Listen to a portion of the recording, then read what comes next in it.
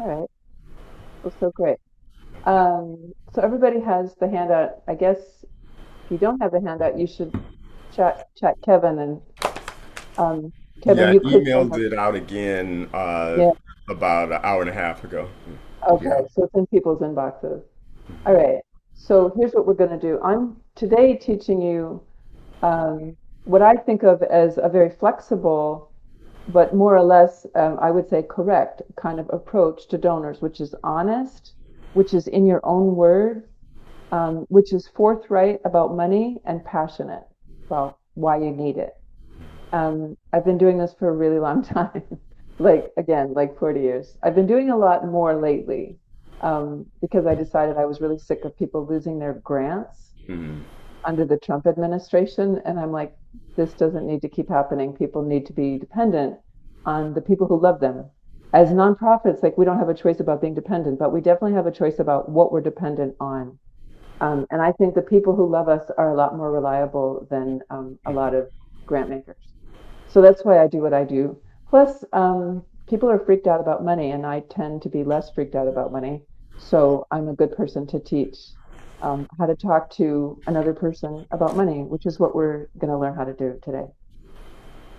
Um, okay, so going into the handout, I have it in a particular order on purpose because the top box is really my approach, especially that first quote that we are giving other people an opportunity when we ask them for money. We're not burdening them. You guys have done some amazing work for the past 40 years. You're inviting people who may have been a part of it and may not have ever heard of it, may not have been a part of it, to participate in something that's going to make them feel more whole, that's going to make them feel important, that's going to make them feel part of something um, much bigger than they are. I think spiritually, we all want to be part of something bigger than just us, our little world. Um, and so that's what you've created, the three organizations. I think it's a brilliant move to celebrate together. And so I'm going to be speaking from a perspective of saying, wow, this is a fantastic opportunity you're giving other people. Um, and this is a quote from an article that I wrote that you can find in the links at the bottom. But that's my nutshell, is that's the approach. We're giving people a privilege. We're giving them a blessing. And if it stops feeling like that, if we start to feel scared or like we're burdening someone, I think we can retrench and bring our minds back to that opportunity that we're offering other people. Um, we don't need to pay attention at the moment to the missing middle. I do want you to think in terms of small, medium, and large donors. Often in fundraising, we think in terms of a pyramid. There's a base of small donors, maybe 80% numerically of your donors, who are only giving 20% of your money. But those small gifts are really important. I come out of an organizing background, like social justice organizing, and we need to be building our base. That's called base building, and it's super important. Like there needs to be a mass strategy. Small givers, like I'm a small giver, I give to many things consistently, like $5 a month. Those kind of gifts, but $50 maybe is the kind of the cap of what I would think of as a small gift. Beyond that, I think of it as a middle-sized gift, and I can explain why in a sec. But small gifts are often our lifeblood, and that means that for every small gift, we have a person behind it who cares about what we're doing. Good strategies to reach small donors are things like social media, crowdfunding, emails, a newsletter, things like that, mass strategies. Small givers don't expect to be treated with kid gloves and to be asked individually, personally for a gift. You still need to be asking them. You just can do it in a more casual, grassroots kind of a way. And I recommend doing that. And I recommend starting soon to do that. Gathering your lists and putting a newsletter together, putting emails together, and being really consistent. At this point, maybe every 2 weeks would be not probably too much because you're going to build up to November. Okay, that's small donors, mid-level donors, and that's what the second paragraph in the box on the top of the handout is talking about. You can look at that article. It's my review of some research that was done. It's not my research, but I wrote an article because I thought it was so important. When we treat mid-level donors, um, who are not huge donors, but they're not little tiny donors either, when we start to treat them with a little bit more individualized attention, they repay that attention by behaving like larger donors. So we do tend to get larger gifts.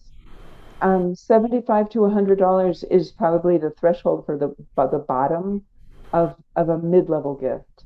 And maybe up to $1,000 would be that middle. And we ignore that sort of middle. A lot of times those people just get treated like small donors. And if that's all you have the time for, it's okay. But after a while, if you had the time, and this may not be the campaign where you have the time, it does repay attention. They repay attention. So just want to speak up for that.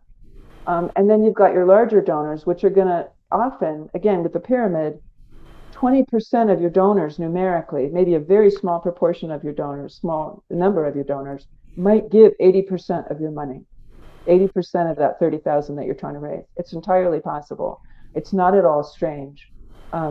And they do expect to be treated with kid gloves. They do expect to be able to meet with you, talk with you, because they're making a pretty significant investment.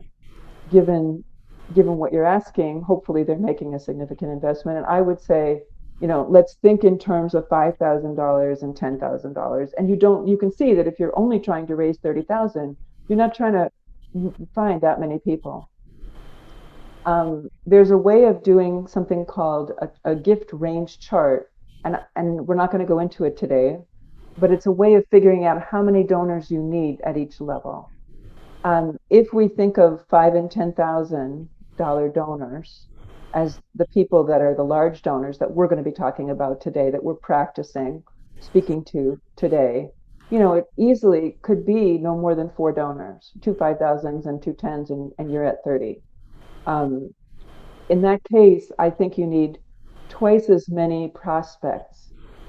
Just a good rule is that if I want 4 donors, I want to have 8 prospects, 8 prospective donors. Just a really, because I'm into being careful and cautious and safe, because I value the project, right? Like if we care about the project, we want to be thoughtful in that way and not assume. My experience is better than that, is that you will do better than that a lot of people will say yes if they are the right people, and we'll talk about that in a sec. Okay, so this is again still just kind of the second box on the first page is really just again about the approach, the mindset, the 2 absolutes. In order to raise money, you really have to ask for it. It's very, very seldom that it will just come in through the transom. Somebody will just send it to you. Probably you all have started making your gifts yourselves without being asked. If you haven't, I'm asking you now, consider how much you can give and give generously, because starting out, it's going to be nice to be able to tell donors, prospective donors, oh, we've already raised this. You've already raised 10%. It sounds like you've raised 3,000 by contributing, each of you contributing what is significant for you. Not a set amount, but what is significant for you. That's the language that I use. Like if I'm talking to a board of directors and I want them to give and I want them to fundraise, and those are 2 different things. You're sort of the board of directors for this project. I want you to give a gift that's significant for you. I'm not a fan of saying you have to give X or more. I don't think that respects people's economic diversity. And I think we want to have organizations that bring together a mix of social classes, and people just have different amounts of money. But you do have to ask. Most people won't give without being asked. And that's what we're doing today. That's your job. You're going to go forth and ask. And once you receive the gift, you should thank the person who made it. And I believe you should thank them even for their time, even if they say no. It's very unusual that if you set up the ask correctly, that you will get a no at the point of the ask. And I know that's a big fear people have. It almost never happens. And we'll talk about why. Why in that paragraph in the handout, why did you make your most recent donation? 80% of people said because someone asked me. So it's just a real essential thing that we have to do. Now, why do I say that it's so unusual to get a no? Let me do this bit here, and then I'll take some questions if we've got questions. You want 3 things. 3. Sorry, I was doing this. This is 4. three things: ability, belief, and the article that I'm quoting here says contact. I say connection, like it's a little more than just contact. The person, if you've decided, well, we think this person can give $5,000, we have some evidence, and we can talk about what constitutes evidence if you have a question about that. We also have evidence that the person believes in this project or something very adjacent to it. And we have a connection with that person. We wait to make contact until we are no more than 1 degree of separation away from that person. We don't go out and look for somebody who's famous, who we know has tons of money and believes in our cause that we have no connection to.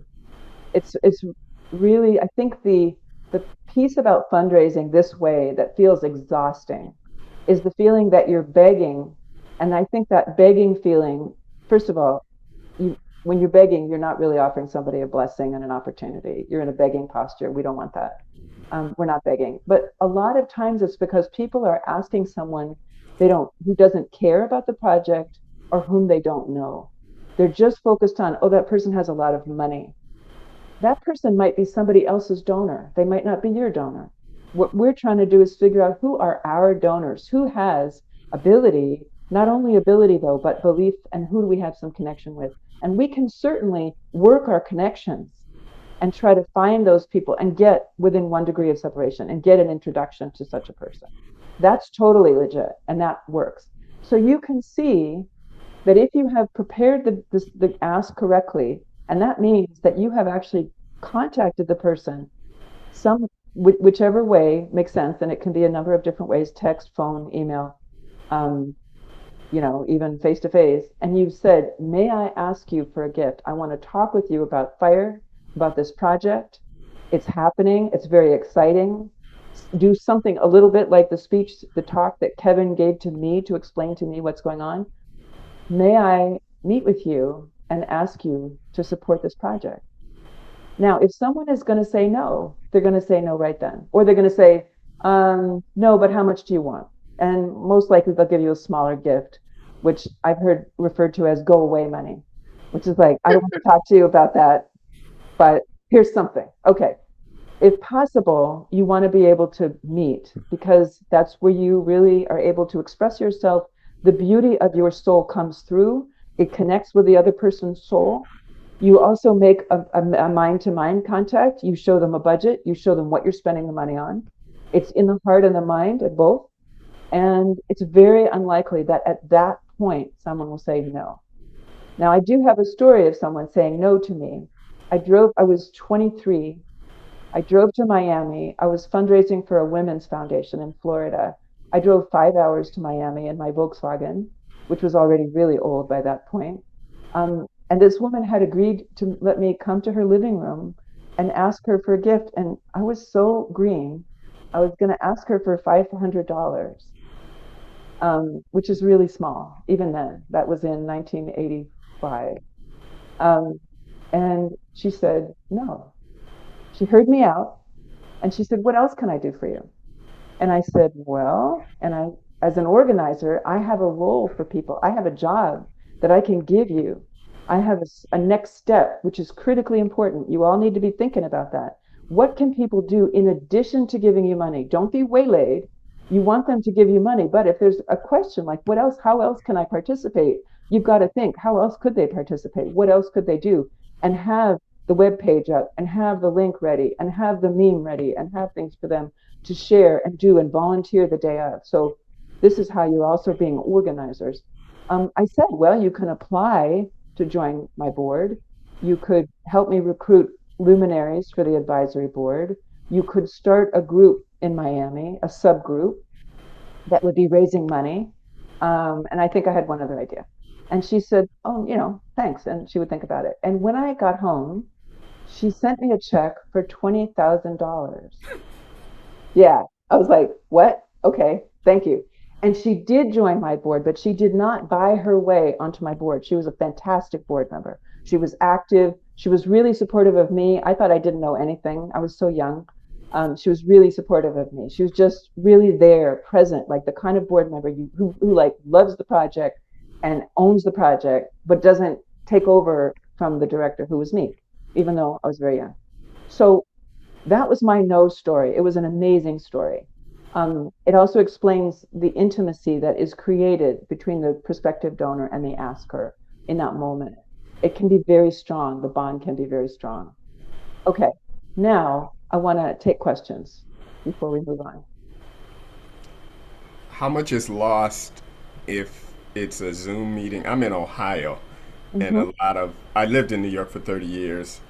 Hmm. I suspect a fair amount of our donors are in New York, and I do go there a lot. But what is your sense of what's lost if it's an online meeting? Well, first of all, you may not get a face-to-face meeting. Like not everybody wants to do one. Right. Ideally, face-to-face is the best.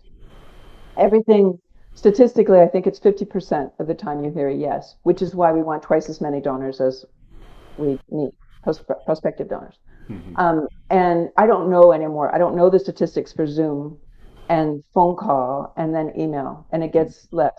Right. So first of all, it's better to do Zoom than anything short of face to face. So I Hmm. wouldn't feel bad if Zoom is what you can offer. Zoom is what you can offer, and you just put your presence. You really project your presence. If you can make a trip and schedule a week to be or a few days to be in New York and do your visits, then do that. I have a feeling you would be a very powerful asker. So whatever you can do is going to be good. Face to face statistically is the most successful. I think Zoom is second. I would assume Zoom is second. I don't know that from the research. That's a great question. Other Hi, questions? Beth. This is Alan. How are you? Hi, Alan. Um, Thanks for being here with your wonderfully practical approach to fundraising. We've started this process in a relatively small degree. Um, and we've contacted a couple of local politicians, both in the New York City Council and the New York State Senate, who cannot at this stage promise financial support, but have asked that very question about what else I can do Mhm. um, through one of our other contacts, direct contacts with those lawmakers. Mhm. Um, I think it's now incumbent upon one of us to move forward to, I guess, present that ask. And I guess I'm just a little unclear with our structure, what else we could ask them to do aside from helping us identify a space for the larger project. That's what I'm thinking as lawmakers, they're going to have access that you guys might not have. So that would be the Right. first ask is to help us find a space that is free of charge and a fantastic space. And you could even say, these are the spaces we would love and see if they can work on that for you. Once you get a space, then you can do the PR, the materials, right? The poster, the flyer, all the online stuff. And then they can begin sharing those things. Okay. So that's the one way to approach it. The second way is what has worked for you in the past? What's a wonderful thing you think you could do? What are the options for us? Can we be in your weekly newsletter that you send to your constituents? I don't even know. Like it's like I'd have to learn to think like them. But another approach is to say, we would love your support. How could you be helpful? But I think getting the space is key because you really can't do too much PR until you have that space. You So, can ask so, for gifts. It's okay to ask for donations oh, before you certainly. have the space. Before you have the space, that's cool. Yeah, you're raising money basically behind the scenes, and it's like a quiet launch. But that's what I'm thinking they could do. And So also, part of it is the conversation about engaging them to ask them specifically. We understand that you don't have may not have the financial resources right now, but or access to the financial resources, but to ask them how do they think they can support us? What are some of Right. their ideas, in other words? Sure. And be organized and keep track. If they say something that you're not going to need them to do for 2 months, you got to get back to them, right? It's always on us to get back to them, the donor, Sure. the person who wants to help. But I want their help figuring out a venue. I mean, they Oh, seem oh, like, definitely. yeah, That's okay, number one. Yeah. all right, okay, okay. And they may think you're asking for 5,000 or 10,000. You could say, well, I understand you can't come in with a lead gift, would be maybe my language, a lead gift, but can you contribute $1,000? Is that within your range? You can still I don't know how closed off the option is for to make any kind of an ask for them, but my guess is they could probably do a number like that. I don't know, but I Yeah, wouldn't yeah, be I don't surprised. know either. There's some restrictions because of the fiscal year and a certain time frame in which discretionary funds are available. Oh, So, okay. and we're a new organization, so I think they may lean more towards um, policy. And that's just in my head. They may lean more towards Yeah, policy with a newer organization kind of thing. maybe. Okay, so we're right at the cusp of what I think is their fiscal year is the end of July, right? Or June. So if it's June, then we're screwed. But if it's July, which I somehow maybe I'm got that wrong. It's either the very end of one fiscal year and or the very beginning of another one. It doesn't necessarily seem. I guess I wouldn't hesitate to be a little pushy with them and say No, I get it. what's possible. Yeah, what's Yeah. possible. No, I get it. It's the fiscal year for at least for the city council started in July, but the procedure and the policy that the council follows is that discretionary funding requests are allowable at the beginning of the year in January, the earlier Oh, part of the year. not the Yeah, fiscal year, not the beginning of the not the fiscal year. fiscal year, right? The calendar year, and then All right. there's a specific time frame in which uh, that request is open. Okay. So I we're normally past that for the current fiscal years, is what I'm saying. Right. I'm curious, like, how does that really play out in practice? Is that really something they observe? Are they strict about it? Do you know anybody who's gotten funding from them who could maybe intercede? But anyway, I might push a bit. Okay. And the fact is, you're all 40. You've been doing this for 40 years. The organization is new, but you've been doing this you're 40 years old. It's not. I guess I would play that angle of the work rather than saying, "Oh yeah, we are brand new." You Yeah, have no, you have that's a some good point. Yeah. history and reputations, for heaven's sakes. Yeah, what is 4 decades? It's something pretty significant. So if you want to make it, if they want to find a way, they're going to find a way. If they just want to be nice and pat you on the head, then that's what they're going to do. Yeah, I don't have a lot of love lost for politicians, but I think they can be really helpful if they choose to be. It really depends. Yeah. Another Yeah, selling point with the space is the curator cannot do a lot more than she's done until she knows what space right. we're going to be in. Yeah, I'm sure that's right. And she's been asked to help find a space. No, Yeah, well, great. somewhat. Yeah, okay. Okay. All right. I'm So, sure you thought of it. If you have, yeah, just that she might know some spaces. Okay. Um, um, other I had questions? Yeah. yeah, Go ahead. one question. Well, first, thank you, Beth. Thank Yeah, you. yeah, yeah. Flowers, flowers, flowers. And I'll follow up with all the praises afterwards. Thank you so Thank you, much. dear. Um, you mentioned us giving money, and and I know I have not. I think given as much as I probably Hmm. can long term, and what I Hmm. mean by that is, would it, I could probably pledge to give so much, but I definitely don't have it right now. And if I do pledge a certain amount, I guess how disingenuous is it to include that pledge value when we're going to people and telling them It's we've not raised so much? disingenuous. It's not disingenuous at all. Yeah, if it's a real pledge, it's fine. And you can even Okay. say we have this much in the bank and we have this much pledged. But I wouldn't do that unless I was pressed. I would say we have this much committed. You can use a word like committed. If it's a Okay. sincere pledge, if you really trust that that's going to come in, then yeah, that's fine. Hmm. Thank It's you. real. Yeah. Yep. Okay.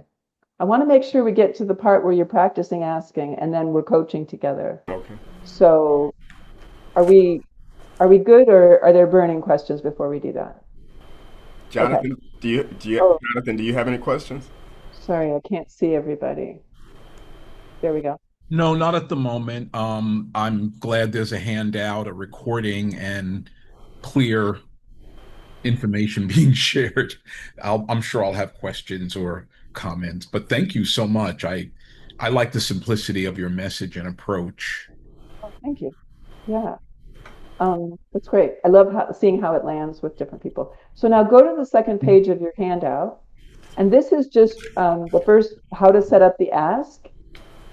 If it's a new person, in your case, because this is a one-time project, it is probably, they're going to be new to this project. You have to be introduced. And it's just a reminder that you don't have a prospect unless you have all three things: ability, belief, and contact. Ask if you can meet to invite support. I would say be direct and respectful. I think discomfort sometimes makes us be cold or come across as arrogant when we talk about money. Just notice if that's happening and just soften up a little bit, breathe, and don't let your own fears around money, make you beg or play small. Just don't even go into that posture. If ever, and I have had some people try to pull kind of power plays with me, and it was just like, there's enough money in the world that I don't need to continue this ask. Like, it's okay to just cut bait and say, no, that's fine. Here's my card if you want to contact me, or here's our website. Thanks very much. If that ever happens, I will say that like sexual weirdness can be possible. There can be inappropriate sexual stuff going on with money. If that ever happens, it's the same. You don't have to put up with it unless you like the person, but that's a whole different story. Just like you can just cut bait. You can just say, yeah, I'm not here for that. And you're making yourself vulnerable. So for some, there are a few people that can happen with, where they think, oh, this person's vulnerable. They want my money. They put you in the begging posture. You're not in it. You're proud, but you have to make sure not to be put in it. And just anytime anybody's doing anything that makes you right, inherent power differential. There's one. Now, what you want is for them to become vulnerable with you. And you do that by that strength that we have in vulnerability, when we really lay open how passionate we are about the project, how deeply connected we are to the organization or organizations that are part of this show, how much we want this to succeed, how much it will mean to others. Right? It's not just our little core group, although that's enough, but it's others as well. This is a huge thing. Like all of New York City, there's many people who are not of African descent, who are not male identified, even particularly, who are not queer, who will want to know this history. This is important history, and New Yorkers I believe, will want this. If ever you feel like you're not just offering something amazing, you just can leave that discussion, leave the conversation, give them a way to contact. And I think that shows that I'm proud of what I'm doing. And if you can't get on board with that, sorry. And if you change your approach, then here's a way to reach us. So just really know that we're not desperate. Okay, I needed to say that. Okay, fear and discomfort. Let's handle the rest of this page of the handout after you've done a practice session. I committed to making a model ask, and I will do that now. Is there anyone in particular who would like to be the donor? You can raise your hand or say something, speak up. I'll do it. I'll be there. Okay, great, awesome, great, thank you so much. So great, we've set up our ask, right? So parenthetically, we've set up our ask correctly. You have agreed to meet with me. Where are we right now, physically? Are we on Zoom, on phone? Are we face to face? We're gonna be face to face. We're gonna get coffee.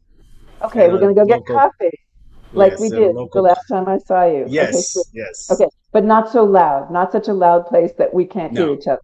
No. Right, okay, that's one of these boutique coffee shops that I really like. Yeah. Very, very quiet. Okay, beautiful. Great. Thank you so much for meeting with me. I don't know if you had a chance to read what I sent you about the project. Did you? Were you able to do that? No, I didn't really get a chance to. I'm pretty. All right. So this is an incredible thing I'm working on. This is the 40th anniversary of 3 different organizations. And we have come together. We're going to be doing a historical an artistic show of these beautiful photographs. I could be getting this wrong. Please don't. But these beautiful photographs with explanations and notes. We're going to have a wild opening. It's going to be an amazing opening. We're going to put ourselves on the historical map in New York City, because we've been doing this for 40 years, and we want to show that. We want to show that out. We want to show up. Being queer and of African descent in New York didn't start last week or last month or last year. It started 40 years ago with some really powerful change makers that I'm really proud to be connected to, even though I've only been involved for the last 5 years. So it's just a really exciting project. And we're not trying to raise a huge amount of money. The total we're trying to raise is $3,000. We've already raised $3,000. And so I'm really hoping that you'd be interested in supporting this.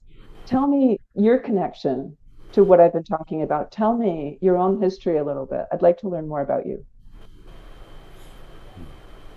Okay. Well, I'm gay and black, and I'm 48. So hey, Okay. I guess I'm Hey, 40 years. And uh, now you mentioned you said three. You're three raising thirty organizations. thousand. Yeah. Right. Oh, yeah. You said three. I'm assuming you meant 30,000 in terms of what you're raising, and you We're raised three. raising 30 and we've already Okay. raised three. Yeah. Yeah. Yeah. So you It sounds really exciting though. okay, it is really exciting. Have you been connected with another countries? Another country? Uh, um, I have the name wrong. I've heard of them. Other countries, Oh, I've heard of them. other countries. But Okay. yeah, yeah. Oh, okay. Or not a But Jody. You really, have, isn't that a James Baldwin like well, yeah, of model? course. We're using that to talk about writing, African diaspora writing, queer African diaspora writing. It's a group of writers. Are you a writer? I do. I write every now and then. Oh, okay. Well, I think you might like knowing about the group. So that's one thing that I can do is make that connection for you.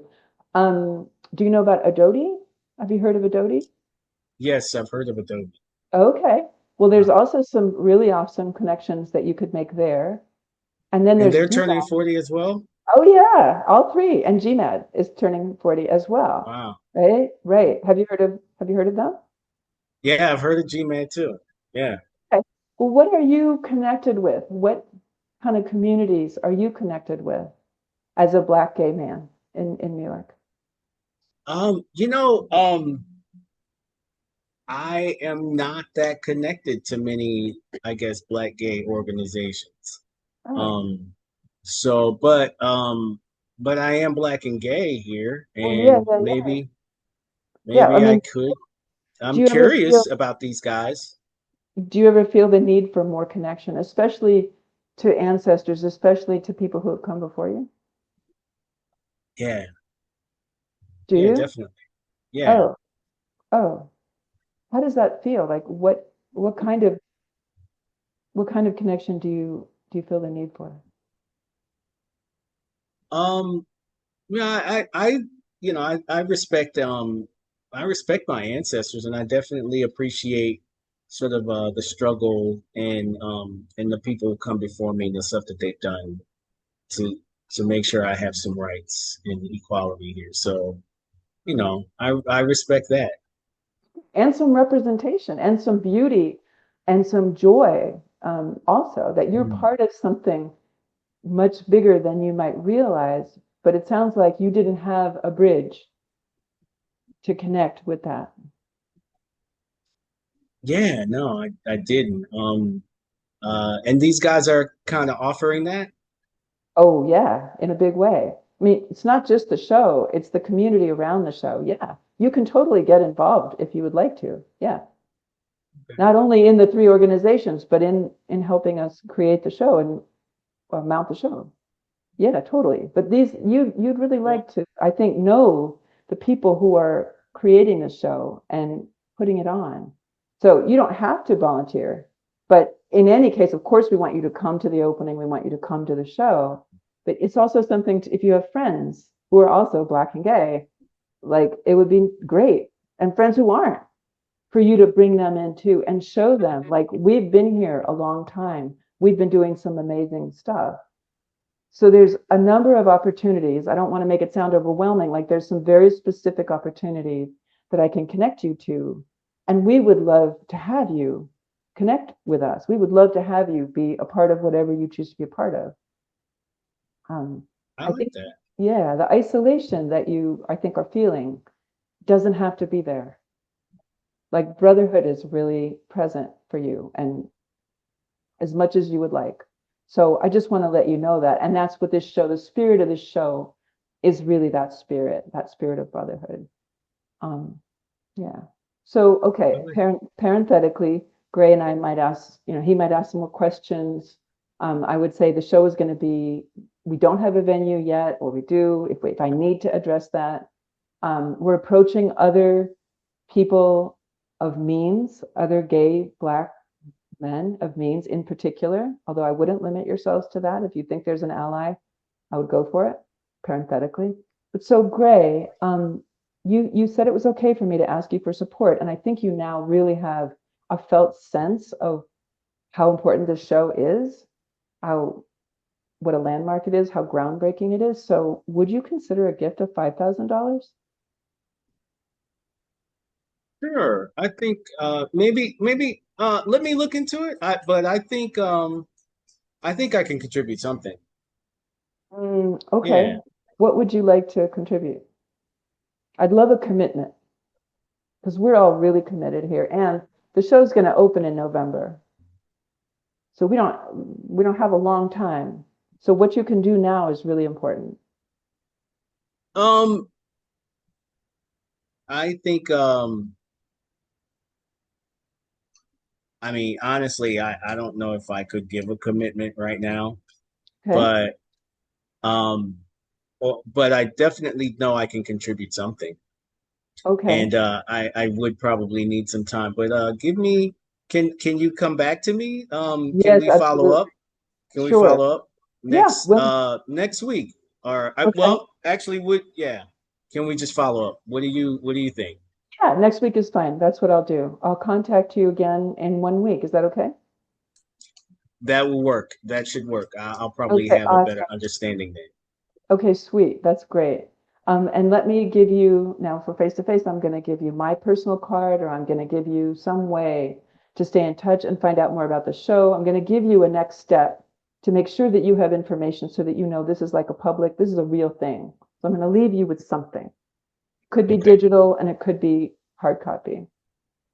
Okay. Now let's. Yes. I want to do the affirmative real quick. Yes, I'd like to give $7,000. Oh, sure. Okay. You'd like to give $7,000. That would be beautiful. I would love that. Thank you.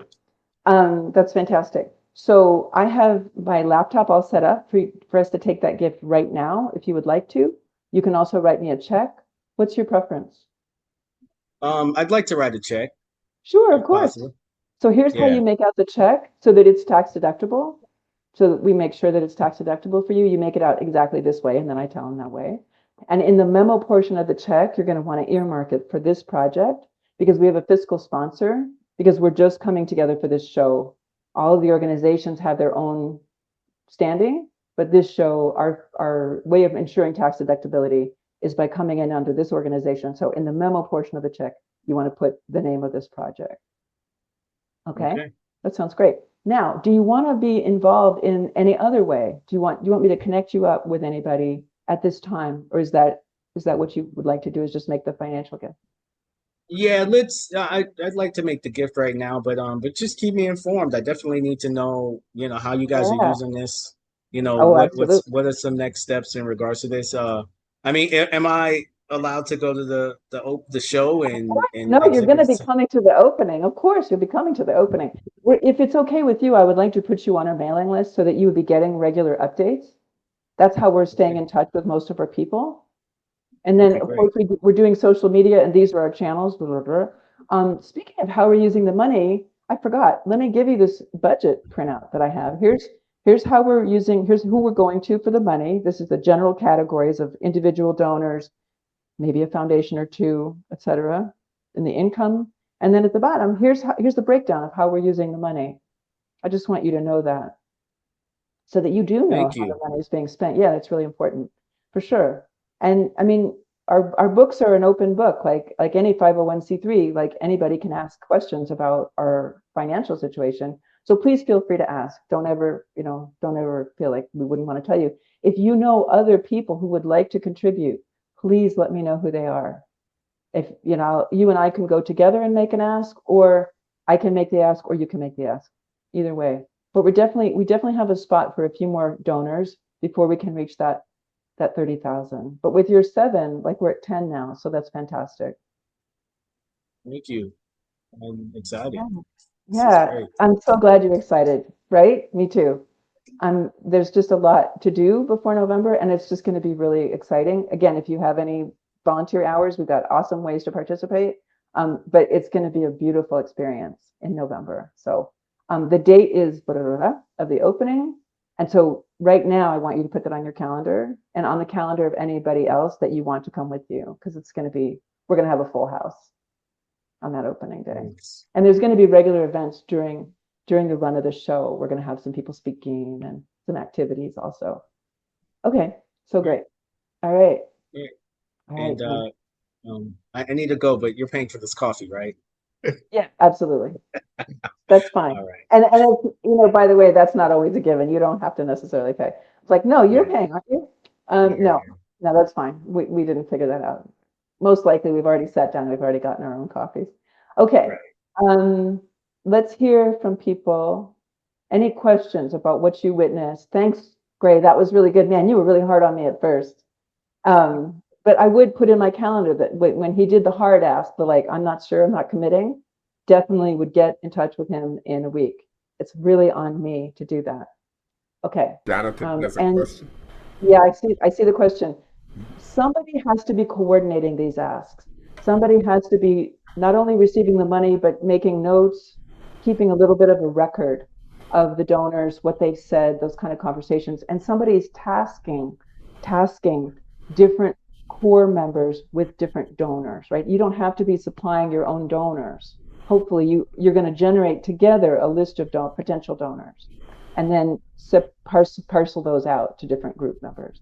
Jonathan? Wait. Oh, can Yeah. What? I'm sorry. I didn't know, Jonathan, if you actually saw it Jonathan yet. had But his hand up, but you want to ask about something I just yeah, said? I just wanted to get some clarification on what you just said about the donor The donors? assigning Yeah. assigning us to don. Can you Yeah. say that Well, again? you want a central person to do the donor assignments. Unless you meet in a group and I don't, there might be other different ways to do it. I would get together, generate a list, and say who's going to take this person, who's going to take that person, who's going to take that person. If you have a personal connection with the donor, the potential donor, it plays in your favor unless you're the kind of person who hates asking people you know, in which case switch it up and don't give that donor to someone who knows them. Like if you hate asking people you know for a gift. Okay. But it does need to be carefully coordinated, centralized. You don't want two people asking the same donor because it really reflects poorly on your organization. I mean, the organization of project itself. That's how there is a way to do a prospect party. That's basically a prospect party. I can send that handout. Okay, I'll send it to Kevin and Gray, and it can get disseminated to the group. It's a really good article. Okay, so Lynn, I'm gonna talk with you first. Talk to Jonathan first, and then I'll get back. Okay, Jonathan, thank you. Oh, thank you. First of all, thank you for the role play, and I'm going to go there because I believe in addressing the elephants in the room. I think you were asking for feedback Mm-hmm. about the interaction, and Mm-hmm. so far I find everything that you're saying believable, doable, Mm-hmm. and logical. I'm wondering because I don't know if you asked this or if I heard it, but if there were only one thing that I would give feedback about, and maybe because it was a role play and we're with limited time, as we would be with a potential donor, was the speed at which you were making responses. And I just wonder sometimes how much that might be aligned with inherent white privilege. And I think Mm. you are sophisticated enough to speak to that. Um, because I think, in as much as we're all confident, we understand that it's not a colorblind world, right? People would like to think that they are, but they're not. And how, I guess what I'm asking you is like, how do we sort of account for like the privilege that we may not have? We have other privileges. We have male privilege, right? Mm-hmm. But we don't have the privilege that I think could be demonstrated in the role play that you just did. Tell me how. So I'm totally on board with you. Um, I think you're saying it was in the responses, and I was going really too fast in a way. Like, yeah, and I think some of it had to do with the fact that, like it is a role play and, we Right. knew that, but I'm just wondering, like, when the rubber hits the road, does it really look like that? Oh yeah, it does on my end. And you're right. I mean, my whiteness is inseparable from my identity, like who I am and how I've learned to behave. I come from a working class background, if that's of any use to know. But that doesn't erase my whiteness by any means. But it really does look like that in the sense of not begging, in the sense of I'm really proud and I'm really passionate and I'm very clear and I know what I'm talking about and I do have a budget and I'm inviting you into something amazing. So it will be really, I think the best proof will be in the pudding. Can you generate pride, passion, and clarity on your own? My guess is most of the time, I mean, there were some significant differences between Gray and me. That most of the time you will be speaking to another same gender loving African descent man, most likely. So there will be a certain parity. You can't assume familiarity unless you know the person, unless it really is a friend. Um, but in a sense, some of the awkwardness actually might be less. Like that was really just me. There was no preparation, right? Like Gray and I didn't decide anything up front. I can't, I think that's what it looks like, but I can't prove it until we do the practice sessions. It's a really good Can I question. can Thank you for I speaking. Thank you for speaking to that and addressing that. I know it's a real thing, and I knew that you are equipped to respond to that. So I wanted to take advantage of that. Thank you. But Can yeah, and thank you. I'm so glad Beth can handle that that kind of a question, and totally it good. doesn't. Yeah, yeah, yeah. Because And Beth, you know how most white people can't even deal with that. So I'm not thank you, worried about most white people. thank Yeah, you. yeah, sure. And Right. Len did have his hand up. Len, I'm not forgetting about you. Yeah. I know. I'm sorry, Lane. I just wanted to kind of just somewhat just question what Jonathan was offering, just real quick. I don't need a long thing about it, but I was Well, you wondering. guys will be talking about this together, right? Without me. Yeah, But yeah, okay. yeah. Is it? But I want to question Jonathan. Do you think it's really white privilege as much as it may just be a salesman's pitch? Because I know in terms of being a salesman, I'm not. Sometimes I had moments where I had to be a salesman, and there's a particular like finesse about how you talk Yeah. as a salesperson, where you're trying to get the sale or get the win. And I so think both are I'm wondering. true. I think Okay, what you're okay, saying has merit. And I think that's the challenging thing about intersectionality, not just about our own personal attributes, but about our skill sets and how it's very difficult to tease apart how much of it could be a really good confidence sales pitch versus an inherent presumptiveness that, I don't have to think about who I am and I could maybe navigate a little less Mm, intentionally mm, because I'll probably get it, right? Like mm. I That's think it's an interesting. intersect. Yeah, I think what you're saying, yeah, okay. it probably is some of that. But Okay. it's very difficult to tease those layers apart. Yeah. Till you do it for yourself and you find that place it could be very humble, it could come across really differently. As long as you're clear and you don't get waylaid, I think you've got it. Like it really doesn't have to look like what I did. Anyway, okay, Len, and then I Thanks, thought, Lynn. Kevin, I wasn't sure if you had your hand up, but Len, Yeah, I do have a question. okay. Um, now I have two questions. The original one and then a comment on what was just said. Um, what was just said, I connected to your style of presenting the information, and I was impressed at how much of it you were able to deliver with just like a 5 minute presentation by Kevin to you as to what we are and what we are about.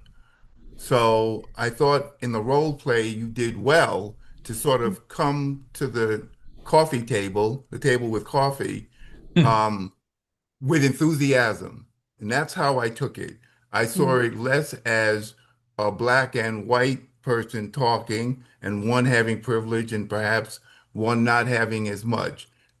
It was okay. But I do think the issue is there. And your point about probably when this is happening for us, we will probably be dealing with another black person, perhaps close to us in age as well and background. So we should be aware of this dynamic, but mm, I think we should not forget that we are trying to be a salesperson, which I thought is what came through mm, in your presentation. That mm, was comment one. mm, Question two, this whole approach that we're doing here, mm. this is at the 5,000 and above level.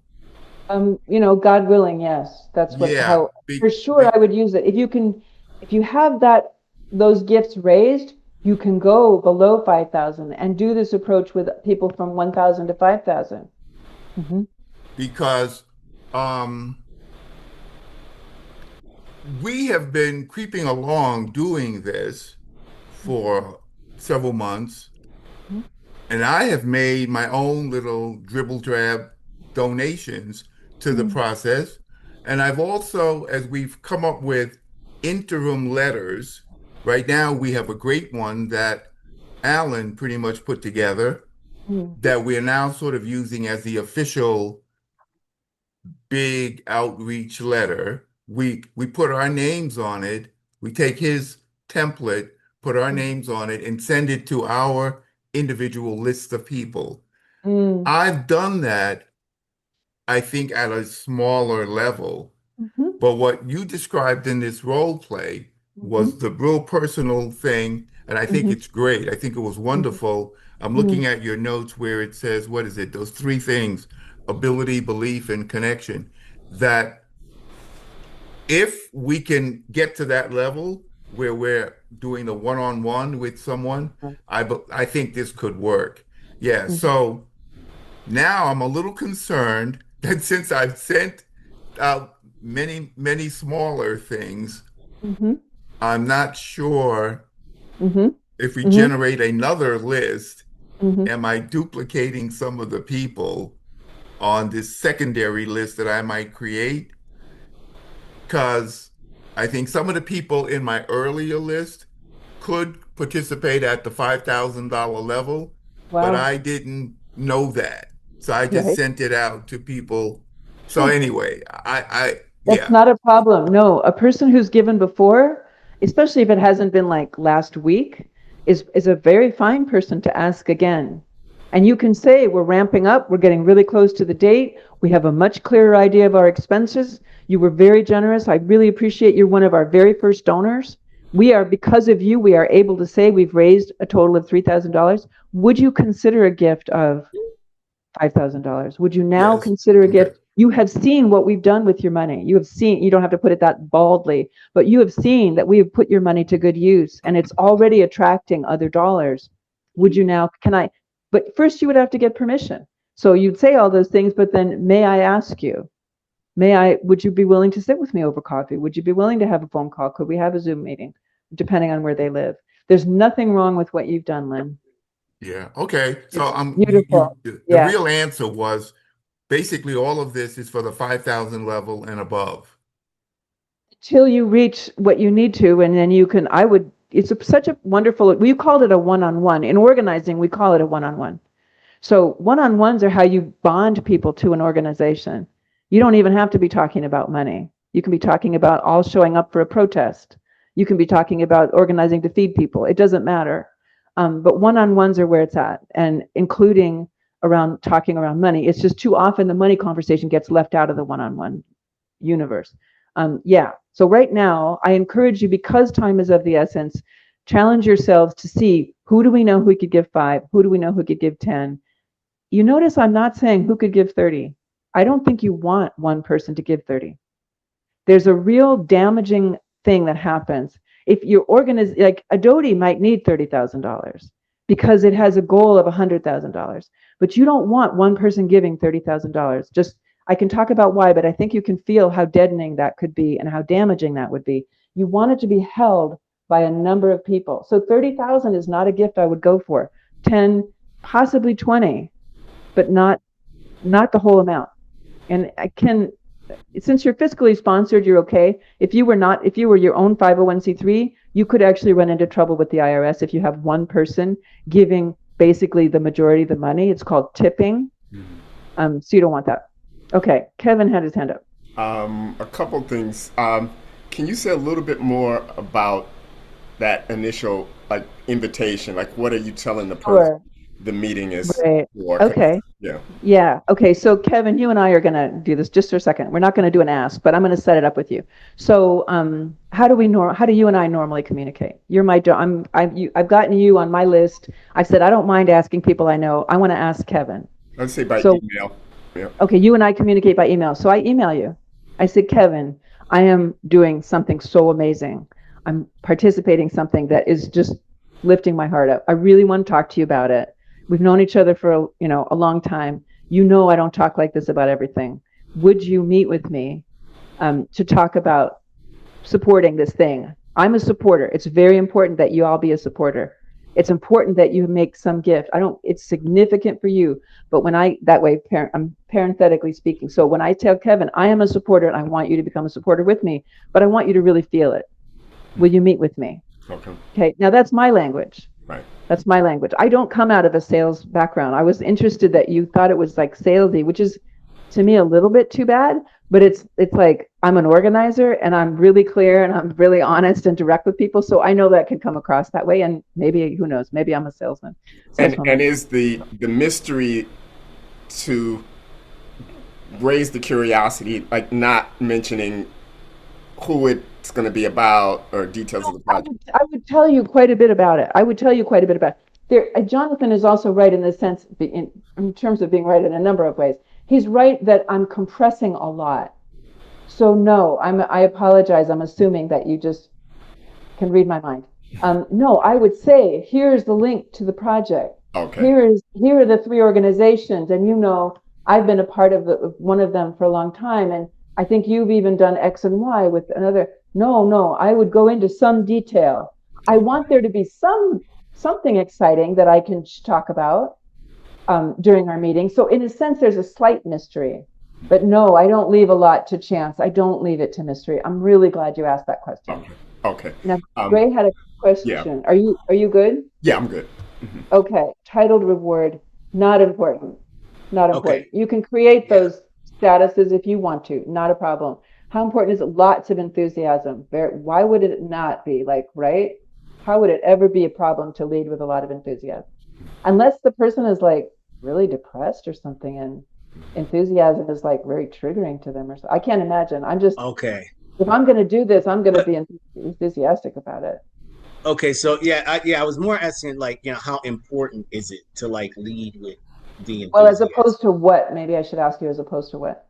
I guess just, hey, we're trying to, we're working on this thing, we're working on this project and it's really, it seems really cool. You know what I'm saying? Versus we're working on something that is, really amazing that nobody else is looking at. These groups have started this for 40 years, really leading with the, just really emphasizing, the sort of historical significance of this as a cultural phenomenon versus it just being it's something we're doing that you know what I mean? Yeah, I do know what you mean. No, you definitely want the enthusiasm and the landmark and the world changing, because first of all, it's a very short-term project. You don't have a lot of time. If you wanted to enroll somebody as a member in your organization, the approach wouldn't be that just every single member has to always think that we're world changing every second of the day. It's enough that we are a writers group, for example, and we support men in their writing, and we're the only space for that.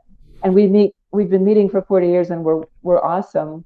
Come join us. And would you like to become a member at $20 a month, or could you give a gift of $200? Would you like to become a member? We have a super awesome membership level of $200. I don't know. I'm just making up for other countries. I'm just using other countries as an example of something that's ongoing, that you have time, you have patience. People can, fall in love with it on their own time. In this case, it's oh my God, this is the best thing since sliced bread. And it's happening right now. And we need your gift. I mean, you need a reason that you're also saying we really need the commitment now, and you do. It's not like you're not lying. You need it right away. You can't pressure a donor. The conversation that you and I had where you weren't committal, that was a really good conversation, but I did make clear that there is some urgency. because this is a very short-term project. So, and truthfully, I think each of you actually does think that it's historical and groundbreaking. Yeah. Like if God took this project away from you, you would be heartbroken. You'd be heartbroken. So feel that for a second. Like, what if you weren't doing this? This needs to be done. That's the enthusiasm that I actually genuinely felt when I was asking you for the money. Like, this is fucking important, excuse me. And you are being offered a chance to be a part of it, but it's got to happen within the next month, or we're not going to have the money to put the show on. And I love you, and so I'm going to have to move on to another donor. Like, that's just the way that is, right? Okay. That's the way it is. It's grounded in truth. It's grounded in truth. If you don't buy my vacuum cleaner, I'll go next door. But if you miss this chance, the train has left the station. It's gone. So if you want to be on board for a second. Yeah. Yes. I just wanted to say, Beth, that's what I thought was the strongest part of your part of this role play. The conversational tone of what you were presenting, your enthusiasm, and how it was intentionally engaging for the other person. I think that's a wonderful way to open up the conversation. But I was wondering, though, if there are key points within that conversational tone that you are bringing to the table that you needed, that you in your mind that you needed to get across. Maybe 5 particular points that you need to incorporate within that conversation. So no, the main thing I need to do is make sure I get to the ask. Don't leave without making the ask. I had a donor once who was so supportive. She said, Beth, you never made the ask. I'm like, oh, let me sit down again. I was about to leave. She's like, no, you didn't ask me for a gift. You actually have to ask. But in order to get to the ask, there has to be a bridge. It's a subtle level. It's an emotional, psychological, spiritual level. You can feel it being created, or you can feel when it's not there. And sometimes what a person needs is factual information. That's why the budget is useful. That's why a little bit of like, here's the link online, here's the flyer, here's what we're doing. But a lot of it is a heart-to-heart connection. So I make sure that the heart-to-heart connection is being forged. Part of that is by me speaking, but part of it is by me shutting up, which I didn't do enough of. And that was partly, that could be the white privilege, and that could also be compression. But drawing Gray out, there were times where I let him say something that was painful. Like and I didn't talk over him. He talked about loneliness. I wanted to probe that loneliness. I am not going to manipulate his loneliness, but he is disconnected. I am riding in with these gay men on my shoulders of 40 years that I can connect him to, but I want him to realize that he needs it. Like it is a genuine need for him. If he didn't have that need, he probably wouldn't even be my donor. But I have a feeling he's giving me tuyo, what do you say in English? Just hook, like step after step. He's giving me information that lets me know I'm on the right track. And so I'm going to pursue that you could see that. I think if you replay the conversation, you'll see that he really was somewhat engaged, even when he was being the non-committal donor. Those are the only things really. And I like to make sure that I get the money, if I can, I get the money right then and there. I do. That surprised me, but I understand why. Yeah, people, yeah, I mean, it's just the thing. Yeah, people do sometimes change their minds. Why wait? It's like, here, we're ready. Also, it reminds me that I need to actually expect a yes and be ready to receive the yes, receive the gift and process the gift and get the person into our mailing list. I don't just want their money. I want their spirit. I want them involved, however they want to be involved. I don't want to overwhelm them, but it's really just 3 things: building the bridge, making the ask, and if there's a yes, then processing the gift if possible. If it's not possible, then what's the date that you would like to make the gift? And I get back to them. Okay. Kevin, did you have more questions? No. Okay, let's break people into pairs. Okay? And have you practice 2, 4. So we have 5 people. 1 person can go with me. Okay.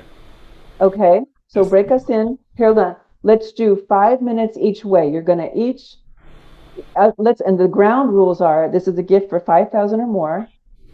5,000, 10, 15, 20, your choice. This person has knowledge of what the project is about. They have agreed to meet with you. So we have ability, belief, and connection are already handled. And I want you to feel how much easier it is when you know this person has said yes, yes, you can ask me for support for this project. Okay. That is not in doubt. I want you to feel how that feels. And so 5 minutes, you're asking, 5 minutes, you're being asked. Okay. So we'll be separated for 10 minutes and then we'll come back and we'll talk about how it went and what happened. Right. Okay. It could be a 5,000, it could be more. Okay. Yeah. I go with you, Beth. Okay. I'm assigning. Yeah, I can do that. Kevin can do whatever he wants. Yeah, Yeah. sounds good.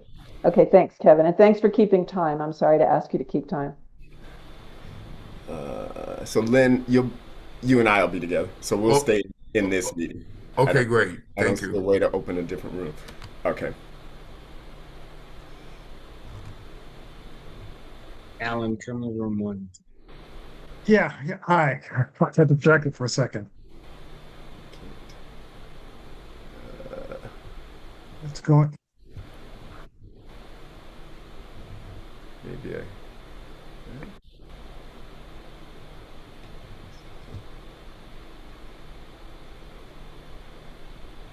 Alan, are you getting? Okay, he's in. Okay.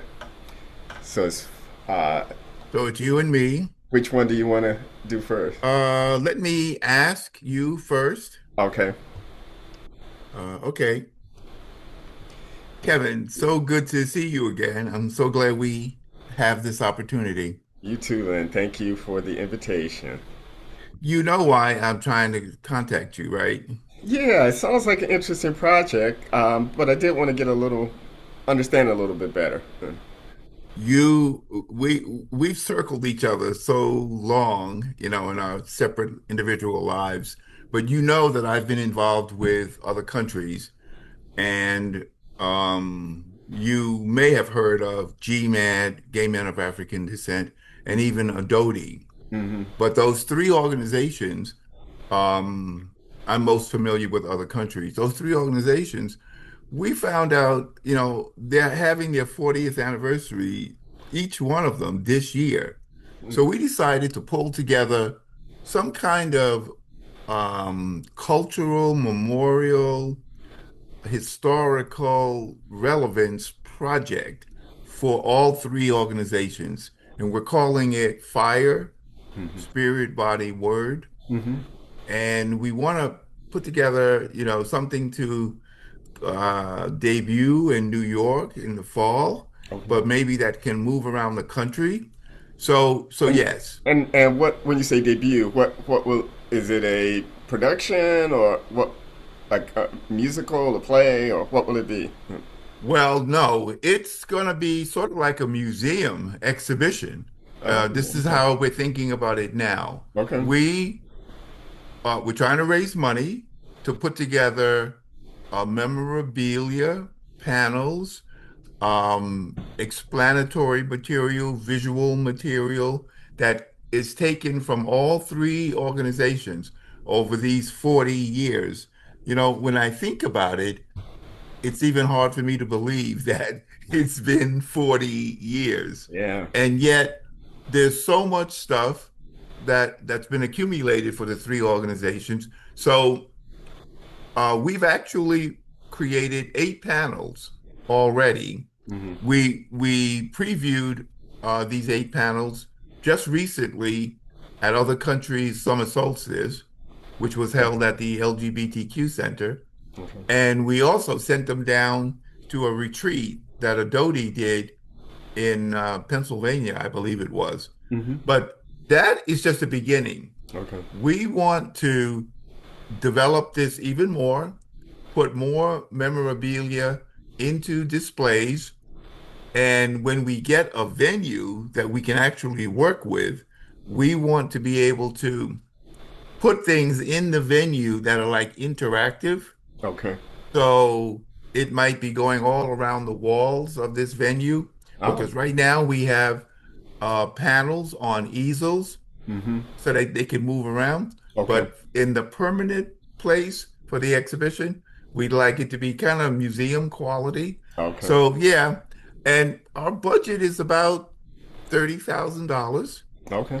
we've got about 10% of that so far. Hmm. But obviously, this is critical and it's urgent. I mean, here Yeah. we are in Three July. minutes now. You have 3 minutes. You got 2 more minutes to go. Okay, thank you. We're in July. We're trying to pull it all together for October, November. Okay. And so I'm hoping that you would be able to make a donation. How do you feel about that? I mean, Um, it sounds interesting. 1986, there was a lot happening, so I definitely understand why they got started. In terms of the budget, well, actually, not so much the budget, but do you have a museum professional working with you? we do. Okay. We have this curator named Melissa Apedo, Mm-hmm. and she's been very helpful in giving us ideas as to how Okay. to structure the whole thing. Mm-hmm. We've got a bunch of people going through their own personal archives of things, Right. contributing things, and then Melissa is looking at them and figuring out how we can incorporate them into an exhibit. So Okay. that's an ongoing thing. Could But you send me some information on her background? So I know I want to support this. I just want to get a better understanding of kind of I how it can is. do that. And if Um, there's any proposal that she's provided, just so I get a sense of her aesthetic. I can do that. We have a website Mm-hmm. with links to all of these things. I can give you that. Okay, Um, great. when we separate, there's a section there on her and what Mm-hmm. her background is. You'll be able to see some of the photographs that we took from the two events that I mentioned, the retreat for Dodie Mm-hmm. a couple of weeks ago, and then in June, the summer solstice preview. There's some photographs from that. Mm-hmm. But yeah, Well, Melissa has let also. me let me commit to 5,000. Okay, Um, wonderful. Would but you like to do that now? I'd like to wait until I see her information. Uh-huh. Yes, because I do want to understand. I think that person is going to be critical in terms of Okay. quality, and I just, for my own conscience, I want to know that um, I don't doubt that you've selected a strong person, but I just want to, satisfy that one question in my mind. I am so happy to hear that you're on board with this. I Yeah. can definitely get you all the information that you want. Okay. And if you want to contact me again with any questions or comments, you know how to get in touch with me. Well, So, if you can get that to me today, um, then let's say today's Tuesday. Let's say I could just email you or call you and just confirm, and then we could yeah. arrange the payment then. Uh, Yeah. okay. One more thing, Kevin. Would you happen to know anyone who might also be interested in what we're trying to do? Can you point us in any Yeah, I do. direction? I do have a couple friends who can give at the level you're looking for, and actually one can do even more. Um, Uh-huh. Well, if you so give me their names, or maybe just you make a phone call and let them contact yeah, I'd be me. glad to do that. Let me just wait until I know I'm on board because I don't want Oh, them to give me something absolutely. that I'm Yes, not in. So exactly. yeah, so send me that, and then I can let you know by Friday. We can just Cool. okay. So yeah. I knew I could depend on you, Kevin. Oh, it's my pleasure. It's an That's why I important reached project. out to you. Yeah, yeah. Thank you for listening. Thank you for helping with this. Yeah. Okay. So now it's my turn. I gotta get into the mode. So it's 3:23, 5 minutes. Okay. Okay. Lynn, thank you for meeting with me. Hey, Kevin, good seeing you again. How have you been? I've been good. Good, A good. little, some ups and downs here and there. You know how it is. Yeah, that comes with the territory. Um, It I'm, comes with I, getting older. I want to, take a few minutes of your time to talk about a really interesting project that I'm involved in. As you know, my background in history, this resonates with that. Three organizations, New York City-based Black gay men's organizations, all celebrating their 40th anniversary this year, and Oh, okay. gay men of African descent, Adodi, and other countries. And we've all come together in a collaboration to decide how we're going to celebrate this. And I've heard of Adobe before. yeah, they have a national presence. The other two are more New York City focused. And what we decided to do is develop a museum quality exhibition that will open in New York. Our goal is to open in October, November, and it will tell the history of the three organizations. And ideally, once it opens in New York, the goal is to have it open for at least a month. We'll have supported programming going on. And something like this has never been happened before, and so it's a once in a lifetime kind How of often do opportunity. you celebrate 40 years? Exactly, exactly. And, kind of in 1986, there were no predecessor organizations, so we are doing that. And after New York, the plan is to travel, but what we're focusing on now is the fundraising for New York. The budget is about $30,000. We've raised about 3,000 of that, and the clock is ticking. October, November is coming quick. We have a curator, Melissa Apedo, who has done several really high quality exhibitions. She's already done some preview panels of 8 panels that we premiered at other countries' open readings, summer solstice in June, and then at Adodi's retreat in July. And it gives people a sense of her aesthetics. She will create a museum quality with artifacts, pictures, photographs, text to really tell our stories. And so that's really what the project is. And we know it'll attract people who have histories with the organization, but the goal is broader than that among Black, same gender loving men, but also kind of concentric circles, allies, Black and white allies, others to really tell this story. So I really hope you will consider, giving a substantial gift. I would consider it. Okay. I don't have any children. Okay. I'm not particularly rich, but I don't have any children. Uh, my one brother is doing pretty well. He doesn't need any help from me. Okay. So what little bit of money I have, I can see sharing it with an SGL organization. Is $5,000 in the Yeah, range of what you that's that's consider? that's that's doable. Okay. What what questions do you have about the project and what we're doing? Well, I guess you're going to give me some links to things I could look up to get more Yeah. background Yeah, on I this. can give you a link to the budget as well as to Melissa's proposal so you can see the kind of work she does, and then also include information on how you would give. There's a link that goes. We have tax deductible status through New York Foundation for the Arts, Oh so yeah, your gift will be tax deductible, and so I can get yeah, you.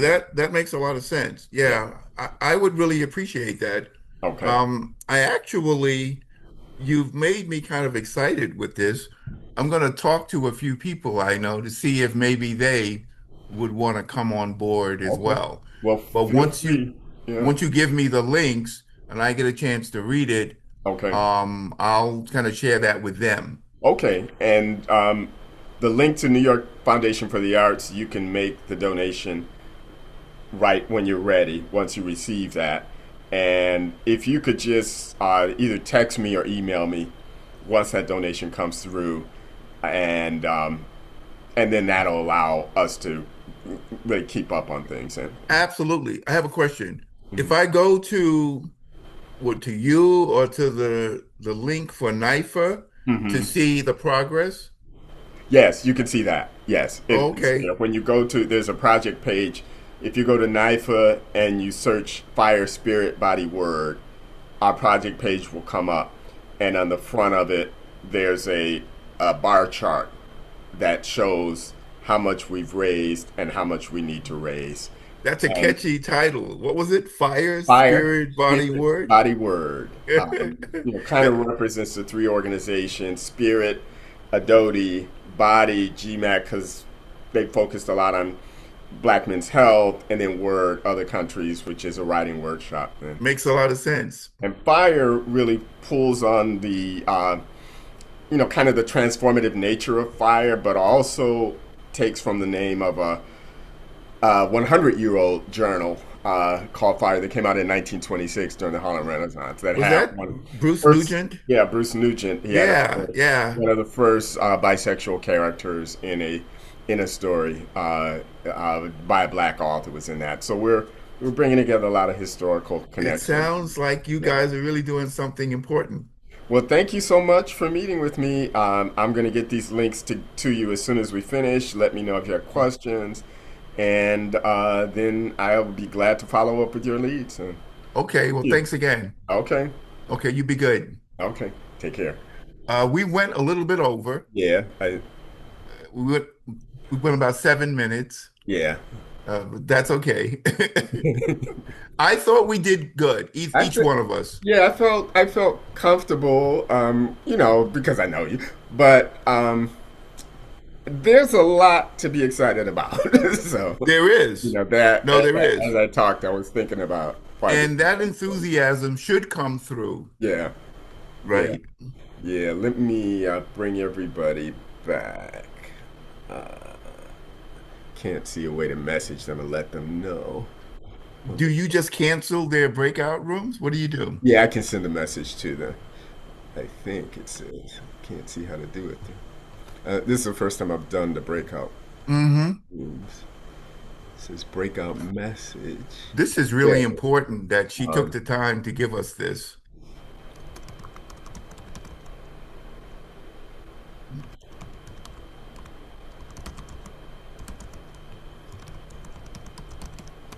okay.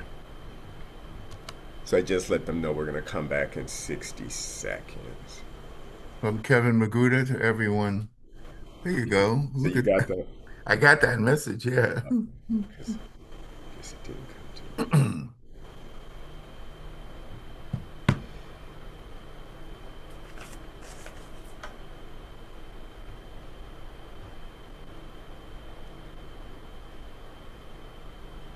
So we have to get together a master list Hmm. of people to reach out to so Yeah. we don't overlap who's Yeah. doing what. Yeah, that Yeah. makes a lot of sense. I'm wondering if that could be our homework and then maybe Yeah, it talk should through it on be. Friday. Just generate a list of names that we all compile it together, put it in a spreadsheet or a document or something, um, and then start working from there.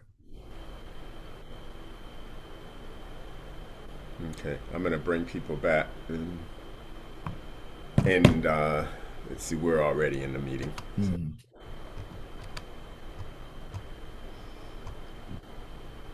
Oh, it gives them an additional 60 seconds. I don't know. Okay. Hey. Hey, okay. Hello. I know we're over time. I can do another 15 minutes? I Okay. don't know if Thank other you. people can. Okay, Yeah. great. I want to hear in your capacity as askers. So I'm asking you as askers, how did it go? Yeah. Anybody who wants to share. I How got did it excited feel? about talking about as I was talking about it. I do think it's historical, so it wasn't hard to share. Yeah. To be enthusiastic. That's Yeah. great. Yeah. No, it wasn't. It wasn't hard. Yeah. Oh, Uh, for me, I was leaning on the fact that we were friends, that I had a mm, relationship with my partner, Hmm. and mhm. kind of stemming from that to lead into the ask. Yeah. Lovely. So good. It felt pretty natural. Yeah. The flow was there. Okay. And we covered because we flipped roles, we covered the budget, we covered the 10%, we Wow. covered the historicity of the whole thing. Mm, We both, you know, we covered the urgency the time frame. Yeah, that was good. Great. Did you get what you asked for? We did. Yes, we did. Beautiful. Anybody else want to share a different experience, your experience? Yeah, I'd like to share. Alan and I were together, and I got a chance to be the asker. Um, and I recognize that for me, the most uncomfortable part was the actual ask. The words, will you consider a gift of blah, blah, blah? Yeah, and so one of the things I was talking to Alan about, because he's like, well, what would you do differently in order to I guess address this? And one of the things I mentioned was I would like to write a series of scripted phrases that I would be able to memorize, and I can just borrow from those scripted phrases for the ask. Because what I found happening is when it was time for me to make the ask, I'm like searching for the words to string the words together for the ask, and and this is really messing with my own sense of like my own insecurities about asking people for money in general. Like I just don't even if somebody owes me, I don't like to ask them for the money that they owe me. That's just my own Oh my own yeah, it's very common. psychological issues, right? So it's so not only so I what I would like to do is develop a series of phrases for the ask itself, and even the pre-ask, so the sort of like the sentence before I get into the ask. So I'd like to even do that too. So if I can create some phrases around that, that would help me. I can just pull from that instead of having to worry about like trying to construct that Oh, sentence. yeah, I have, of course, I've made a lot of asks over the years, and so I have that. I like you to do it in writing, but I really want to encourage you all to get together and practice or do Zoom meetings where you practice so the words come out of your mouth. It's different reading it and speaking it, but you're not alone. Like nobody particularly is comfortable talking about money or asking for. This is like a weird thing that I've learned to do, and I love doing it because it means there's magic that I can create, and I don't have to have all the money. I can raise the money. It's like the sky is the limit. It's a beautiful thing, but it's awkward as hell. So yeah, what you said, and then just practice. You can practice with each other until you just get really not cocky, but confident. Beth, one of the things you said at the very beginning of this meeting, you used the words honest, forthright, and in our own words. And that's one of the things that I thought was wonderful in your presentation and also in Gray's presentation. There was this momentum, this build where he was a lot more comfortable in talking about the project and showing his enthusiasm for the project, which I found engaging. But I did find that I had to ask him, what can I do? To prompt the ask. To pull it out of him. Right. Yeah. And so this is how you learn sharing with each other about what was awesome about Jonathan did an awesome ask. He was beautiful about that in that area too. So just like, I don't know how to say it, but just coach each other. If you practice with each other, you will get more confident. And it's wonderful to think, oh, the other person actually wants to know how they can be involved. It really is a mind shift. I'm not burdening them. I can feel the excitement in the Zoom space right now. Like it is a really exciting project. I am offering something totally amazing. And there are other ways you can be involved. Just like my $20,000 donor that just like blew me out of the water. She wanted to know, did I just see her as her money, or did I see her as a full person? And remember, of course, that you're dealing with full people. That's all. Yeah, it's lovely.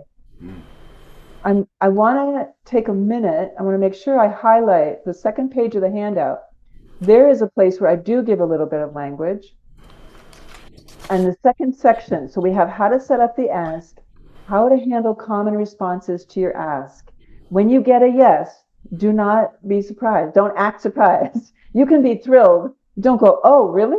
Right? Like for years and years, it's a thing that people can do. Like they get so head up and worried about the ask that when they get a yes, it's like, oh, what do I do now? No, you expect a yes. That's a lot of money. Someone might say, that's a lot of money. And I say, yes, it is. And that's why I want to talk with you. Totally. I never try to convince them it's not a lot of money. That is bull. It's if it's a lot, if they say it's a lot of money, it's a lot of money. Whatever they say, it's fine. You've probably done your research well enough that the ask is calibrated to what they can afford, you think.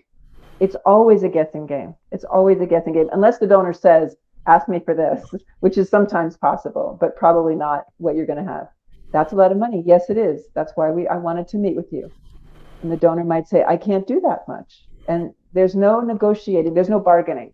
I just, like with Gray, I said, well, what could you do? When he and I were modeling our ask, I asked him for 5 and he said, basically, that's too much. And I said, well, what can you do? And you just think, oh, well, like that's, at least this person isn't saying no, they're saying yes. And I would like to be able to do this. And then suddenly you have that information. You're like, oh, okay, that's what you can do. Great. And you just move to that as your benchmark. Let me talk with my partner. And in this case, all you need to do is sort of get an idea of when you can get back to them. You know, oh, will Tuesday be okay for me to contact you? Will you have had time to talk to your partner by that point? Or your husband or whatever. Yeah, Lynn. One of the things that came up in my session with Kevin near the end, after the ask was agreed to, was, is there anybody else that I know that might want to participate? That came up. So it's like your story with the woman who wanted to join after the $20,000 and then do more. That kind of came natural for both of us. It's great. Right? You can't have too many helpful people. Even if No, all they're doing is sharing on social media. You could have too many people like creating the mounting the photographs. You could have too many hands on deck at the moment that you're building the show. That's possible. But you can't have too many people sharing your campaign, sharing you can't, there's always a role for somebody. And there may come a time after the show that you want to think about there's so much momentum. What would we like to do with this momentum? How do we want to channel it? That's organizing. But anyway, I'm glad it seemed natural. It seems very natural to me. Okay. The last thing that you might hear is a no. And I think it's a kind of a little bit sociopathic at that point for the person who has been listening to you, heart to heart, has agreed to meet with you, to then say no. It's just like, even my donor who said to me no to my $500, she didn't say no. She said, no, what else can I do for you? She wanted to know, did I have my shit together? Did I know anything? Or was I just this like teenager basically who was like asking her for $500 in Miami? She wanted to know, do I have a structure? Do I have a newsletter? You know, what do I have in place? What am I investing into? What am I investing into? And I'm proud. Like she felt like I had something going on, which was great. So it's so uncommon that you'll get a no. You know, my guess is you would get if you got a no, it would be no and something. And then you're just listening for what that something is. Yeah, Lynn. one other thing that came up was having links ready for more information to budgets, to people's backgrounds, etc., so that if a person asked for it, you can say, yes, I can send you this right now. Send it, or I'm old school and I like things on paper. So there's a small amount of paper I could bring them. If it's a large enough ask, it's fine to have a folder with, you know, the real simple folder that you can get at the drugstore with a couple things on one side and a couple things on the other side. Looks good, has a budget. I like that stuff, but yeah, you can totally do it. Jonathan had a QR code for me. I gave $10,000, but I couldn't give, I didn't want to give it from my credit card because I'd have to move money all over the place. I'm like, oh, I just realized 10,000, I need to move it from my bank. And he said, yeah, you can do an ACH. And it was like, oh, the man knows what ACH is. He's at my level. He's prepared. He's not, you know, these people are for real. He's got me. I don't have to be embarrassed that I have $10,000 and I can't use a credit card. You know, I don't have to be embarrassed. I can be taken care of. He took care of me in a beautiful way. So that's also, yeah. So digital is great. Sending something immediately is great. And I'm also a fan of paper. let's look at the handout. Okay, common responses. Those are the ones I can think of. Following up. I really want to encourage you to keep good records, make detailed notes, and put them somewhere. And if you have a database, it's not a bad idea. I will give a plug. I get nothing from this. For Little Green Light is the best donor database I've used. I thought it was Say the name. yeah, Little Green Light.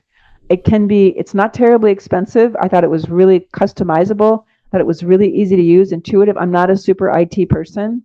I just liked it. And I could do a lot of different things with it. Little Green Light, but I don't care. It could be on Rolodex, right? I don't care. But I do, when you have these meetings, this is precious information. It's also super confidential. The only people who get to see that information are people with a need to know. Like, just because Gray is asking his 5 people, he feeds his information back from those meetings into a database, but he doesn't necessarily get access to all 200 people that are in that database. One person has access, and it is because you just think about how you would want your own information handled super delicately. I don't care what somebody's giving, right? It's just a respect. But keep good records. Thank before you bank. Bank your gift. Enjoy the fact of the success, and then build the relationship using your calendar.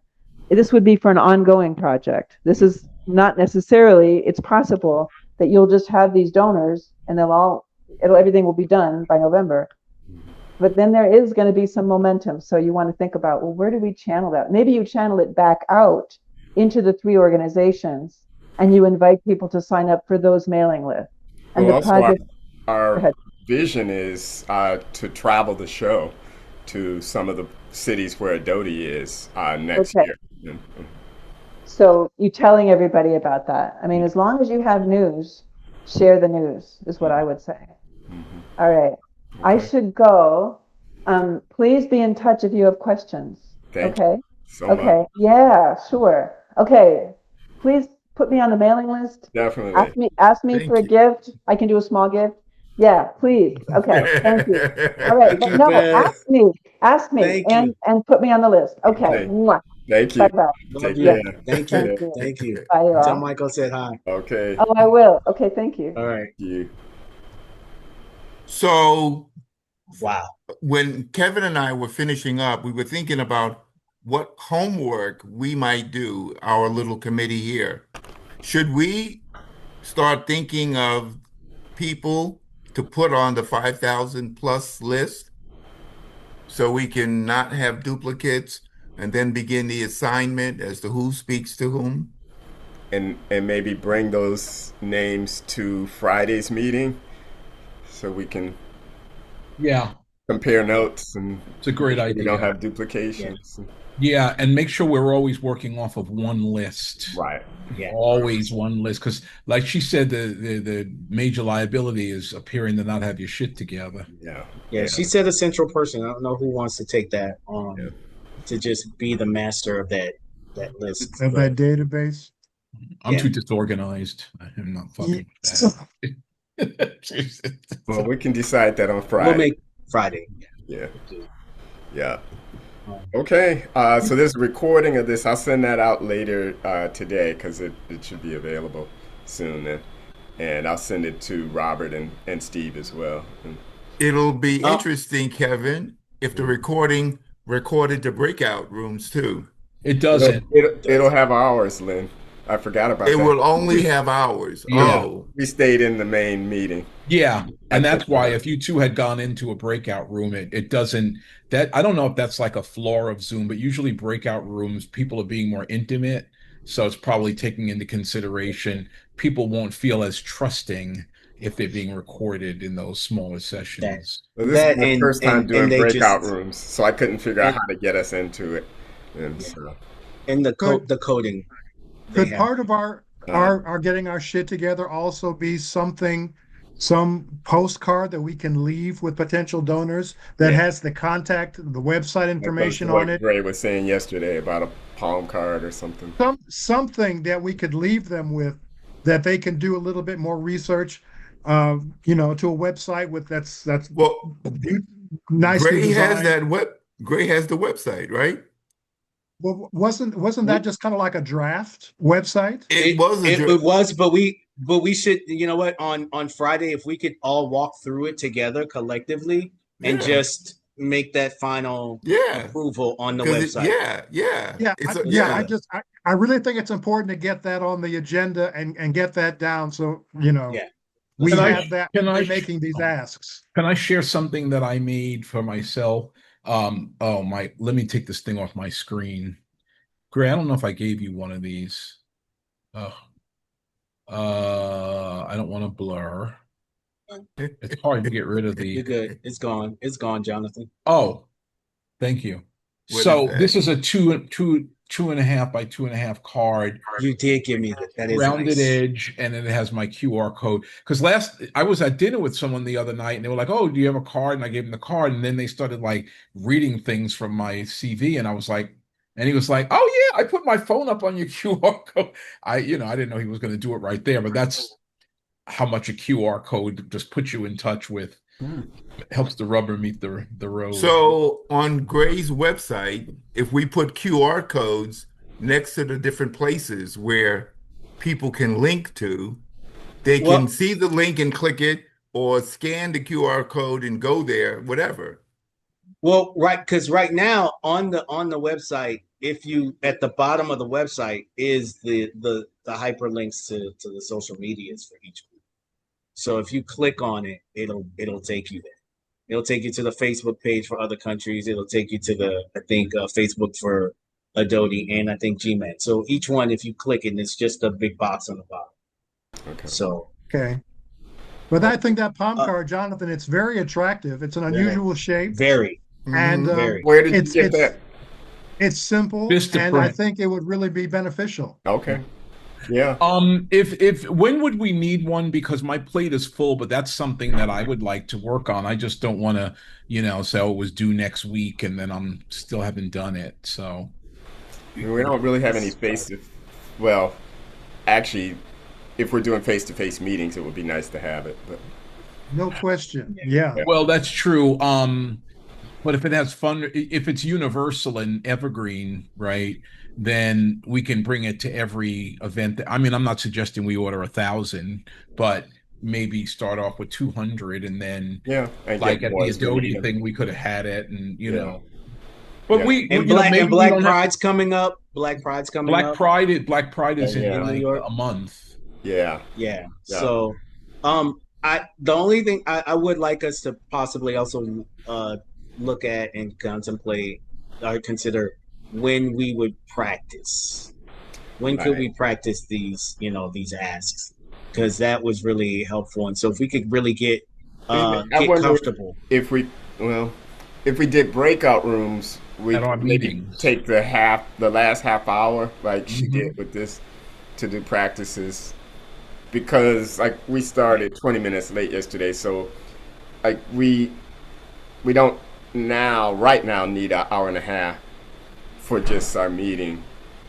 But I think if we had that last half hour, we could do the practices and in breakout rooms. I think it would be great if we split the time and did 45 minutes of business, Yeah, 30 minutes of breakout, 15 minutes of review or yeah, feedback. that's true. That's true. 'Cause She that's gave Yeah. pretty me much what we did. she gave me a piece of feedback that was I just want to share with all of you, because when she gave it to me, it aligned with, like, I felt like I was backing myself in a corner when she says, "Oh yeah, what will my money do?" And I didn't stay meta. Like she said, it was great that she told me a catalog. She goes, "That's really great." She said, and $20 was a great price point. She said, but she said something about when you told me how many copies you were going to make. She says, "I don't need to." She says, "Psh, donors don't need to know all that." She goes, "If they Yeah, I was want to, gonna they can say look at the because we don't know. 990."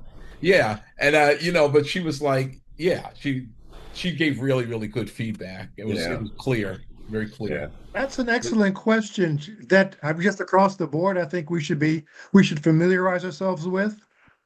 What will our money do? Which is actually one of the things that in my conversation with Joe Presley is one of the reasons why I included that brief budget outline there to show people, to show donors exactly not only where it will go, but what that curator will do. Right. Yeah, Those Yeah, kinds of that is specific important. notes. Hmm. she absolutely said, um, speak to impact when they ask you where their money is going. She That's said, that's the idea. she said, Yes. focus on impact. She said, don't do the UNICEF. We're giving X number of meals at $1 each. She said, because, you're not raising money. She said, you're not raising money for, the poor. She said, you're raising, but she said it in a very respectful way. The other thing she said about that with the money, she said, if you start to get into the details, I might be trying to become a thought partner, and that's not my role. My role is a donor. She says, I might be trying to think of how you could do it cheaper if you start giving me too many details. Okay. Interesting. So that information was just, and the ACH was just like, that just kind of, I was glad that I was able to like pull that out because she goes to credit card. I was already thinking ahead about how she can do an electronic. I'll see if check. NIFA has that Yeah. option. Yeah. I'm sorry, should. what is ACH? I don't even know what it stands for, but it's when you use the bank code. Automatic clearinghouse or something like Yeah. that. When you Yes, put in that's your what it routing is. number and you put in your routing number Considering and I used to design that process all the Yeah. time for my clients. Yeah. routing number and account ACH. number to pay So, to pay from your account. Yeah. Yeah. ACH process, yes. Yeah. Then I think we need to familiarize ourselves with donation options. Yes. And Because donation that was Greek to terminology. me. Yeah. Yes, that's we need what I mean. we need a philanthropy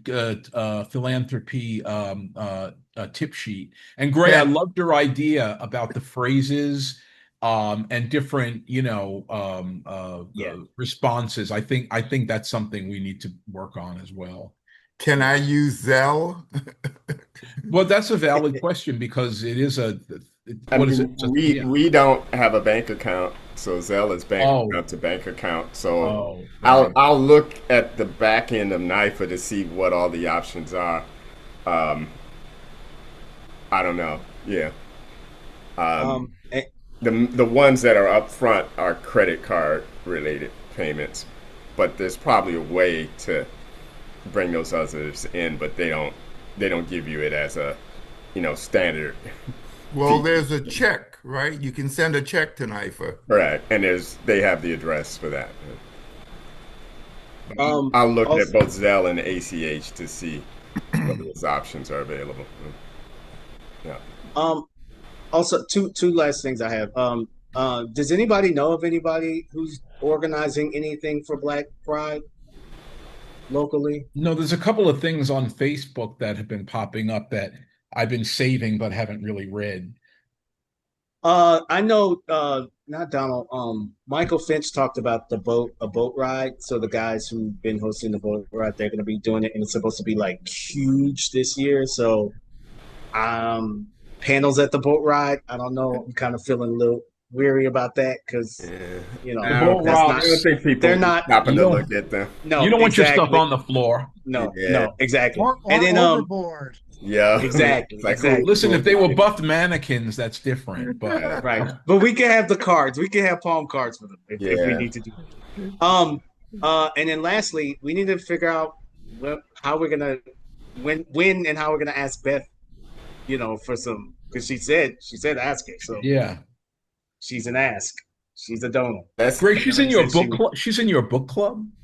That's so right. That's for you. that's what Gray. I'm going to say. Yeah, Okay. that her best. So You should ask her, Gray. And Greg, this will be okay. good practice for you because you don't like asking for money. You know what? You're right. You're right. You really don't. It's the That's Catholic. It's the Catholic in you. Yes. yeah. Yes. Okay. Do you have other nice white folks in that book club? Not in that book club, but I be having the white folks in my back pocket. Dylan. I gotta pull them out. Dylan. You gotta pull them out every now and then, babe. Hey. Thank you for delivering. Yeah, she told me she does prison abolition work. Oh, Wow. Beth be out here. She be out here. Yo, Beth been everywhere. She's fired. That's why I knew I could ask her that question because I just got her vibe and I knew she'd be receptive to it. Although it's so funny because what I find when I'm around other Black people, asking a question like that, I always get the sense, and I'm not saying that you were doing this, Len, but I always get the sense that other people like want to protect the white ego and start saying, "Oh, I didn't think it was white privilege at all. I thought it was just your skill." And then she asked me, Gray asked a question. I said it was both, but I didn't want to like leave that. It was in the room, like you mentioned. It was Yeah, the elephant in the room right.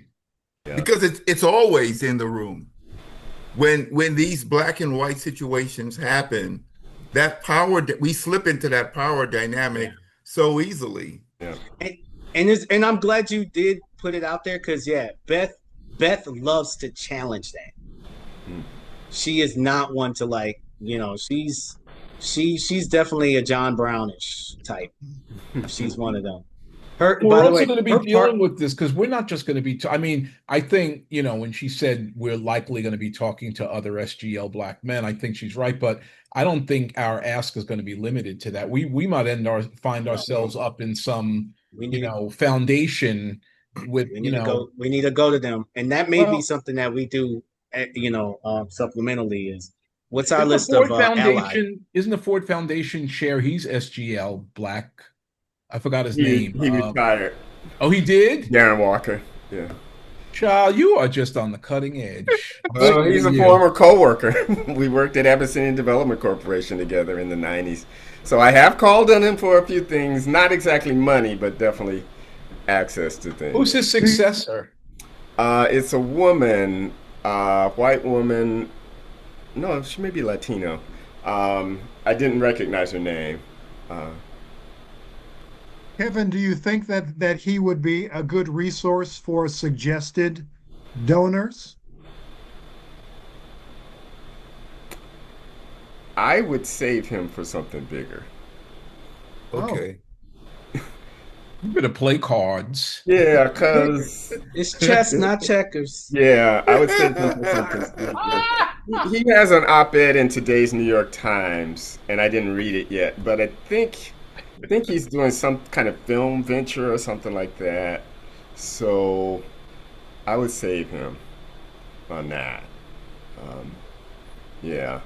Well, since I we do are have a couple ultimately, other people who, um, are definitely 5,000, probably one who's 10 that Michael we'll Cummings, talk about. Uh, a friend of mine, Bill Carson, he's a psychiatrist. He was the CEO of a Japanese pharmaceutical. He retired about 5 years ago. And Kevin, then, I just met Bill Carson in Chicago for really, associate research. really, He's and he gave me his personal information, and I was okay. just thinking about him, and I think I can't believe He's how small. definitely somebody. Yeah. Yeah, And then Reginald Van Lee, who yeah. he and Bill are good friends. Reggie knows me, and I, kind of reached out to him occasionally. But this is like he's probably 10,000 and above. Yeah, Bill is a If you trip. want it. Yeah, and Bill, I know is capable probably. I think, but hasn't like he knows of the things I've been doing. I haven't really pitched him, and he hasn't seemed all that interested. But I think this might be the bridge. He seems a little aloof at first, but he really, especially after a few Cosmos, he's Well, we go way back. His father was best man when my parents got married, so that's our problem. And they had lost contact, and we were both at Harvard, sitting across the table, and we started trading information. It's like, oh. Gilded Age season 6. And then a black gay men as well. So it's like, His father was best man at your parents' wedding. yeah, I had the pictures, and then I remember going to visit him when I was like maybe 10 years old in South Carolina, and he I remembers. just met him 2 months ago, Very and interesting. I said to myself, okay, this one. But he Yeah. got, he was, yeah. And I got to present my research in front of him, Okay. and he was,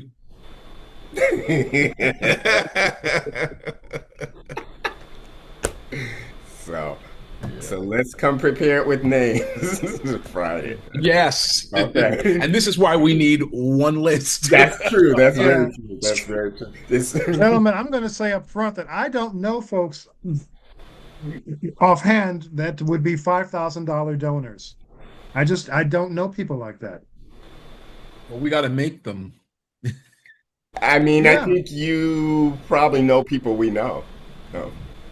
Well, yeah, Reggie Van Lee is a name that I'm familiar with. I have met him, Hmm. but that's this is the first that I would connect. This is the first time I would connect him to $5,000, just because I just don't know. Hmm. Hmm. Well, I know some of our Doty brothers are getting ready to drop $6,000 a head on a cruise, and I'm thinking if you got 6,000 for a cruise, you got 3,000 for a fire. Yep. I doubt if Yep, you're going on a $6,000 cruise that you're living from hand to mouth. Right. I And was gonna, these exactly, these exactly. yeah, because these children are pulling. They're going on a cruise, and then the retreat we just came back from. Every time we turned around, there was another expense. I told Gray one time, I said, to go on a national retreat, it's $3,000. And Gray said, not everybody thinks like you. I said, every time you go out to eat, it's $50, and that's not drinking. Right. So there's all this extra stuff and incidentals, and then there's people there selling jewelry that you can't resist. You buy that. It's $3,000. And I went to Philadelphia. Yep. And it was worth it. But you know, Mm. we got, as Paul Darling used to say, God bless him. He used to say, "Child, y'all sissies buy whatever you want. Y'all got money to do whatever you want."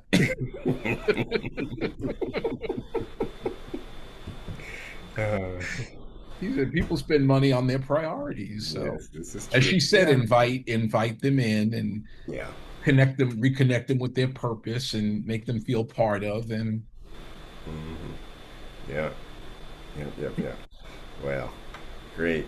Okay, so Friday we will come with our names then, and I will send out the video later today. Then, thank you. thanks, guys, for Okay. setting this up. Okay, It was thank you. Thank really, you, thank you. Greg. really great. Yeah. Take care. Thank you guys. Bye.